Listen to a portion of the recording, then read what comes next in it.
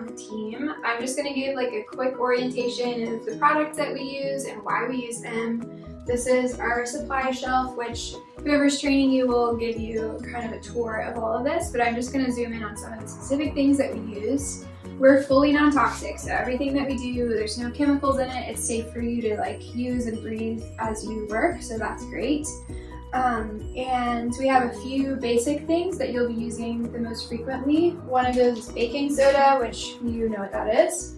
It's a good natural deodorizer, so if a client's ever complaining about having like a weird smell or something like that, it's a good thing to use. We also use it in showers, so if you have a shower that has a bad mold and mildew problem, you can make a paste using this baking soda, helpfully labeled, and hydrogen peroxide, and make a scrubbing paste that will help to remove and disinfect the mold and mildew that's building up.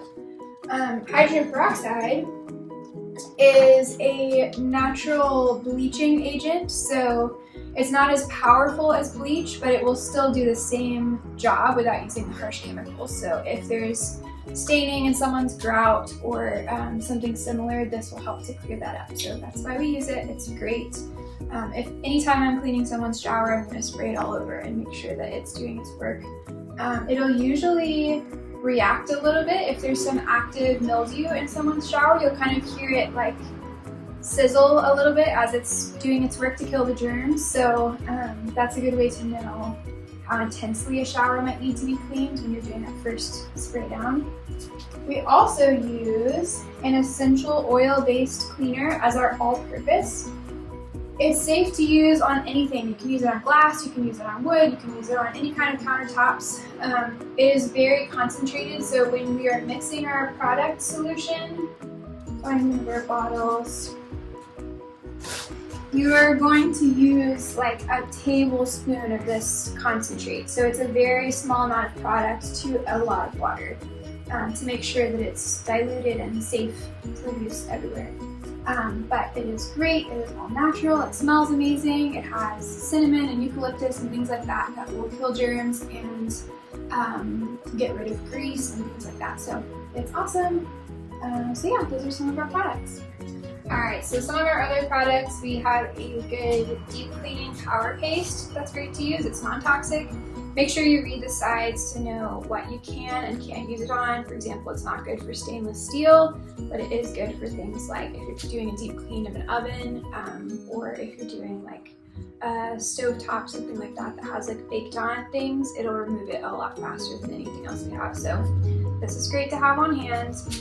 There's a little sponge that comes on the inside of it, and we've noticed that if you leave it in here after you use it, it doesn't age well. So I would leave this actually outside of your kit, somewhere in your bag, so that it can fully dry out before you use it at the next home. But that is a great thing to use. We also have some pumice stones. So the place we use these the most frequently is on a toilet. So if a toilet has like something on the inside like staining, or if there's like a water line from where the water has been sitting for a long time, this will remove it when your toilet brush won't. Just make sure that you get this wet, so kind of dip it into the water first so it doesn't scratch the porcelain, and then kind of put it in like a separate bag so it doesn't get mixed in with the other things because it's not very sanitary. We also use magic erasers for everything. They're amazing. So if you have like something stuck onto a countertop that's a little more stubborn, or if you're cleaning the inside of a tub and you can feel that there's a soap ring around it, make sure that you're using this because it's going to save you so much time. If you're just scrubbing with a rag and product, it's not going to get it off quickly. But these, just like the pumice stone, they need to be wet underneath the faucet first to do their job well, and then you can kind of rinse them out as you go. And these will actually last a long time. They can survive going through the washing machine and all kinds of stuff. So if you need to reuse them, do that. And when you're doing baking soda, make sure that it can be a little messy to use, so make sure that you are not tracking it along the floor, that you're rinsing it out of showers and things like that really well. Alright, so Swiffers are another thing that we use pretty frequently. This is our very long Swiffer. I think it extends to 6 feet, so if you're doing a high ceiling, if you're doing ceiling fans or something like that that's harder to reach, you want to use this. You can adjust it, so the very top if you click this little button, it'll wiggle around. So if you need to use it in a weird space, you can do that. But just make sure you lock it into place so that it's not difficult to use. Then we have a 3-foot Swiffer, which I use this more frequently in a home.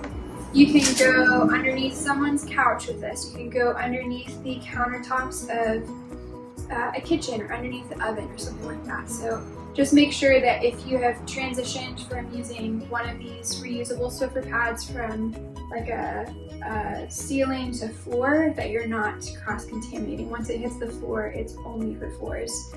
So that is important to know. And then speaking of floors, we have a mop system here. So these also extend the same way, and then we have reusable mop heads that look like, I think this is one of our duster ones, but they look like this. This is an older one, so it's well loved. But these can be rinsed and washed and reused, which is great. We have ones for deep cleaning, we have ones for just a dry desk, so there's all kinds of different ones you can use.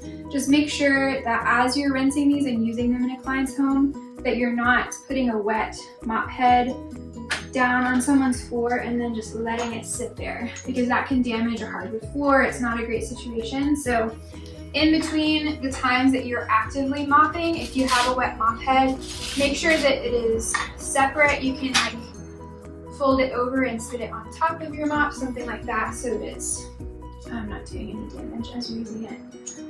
Yeah.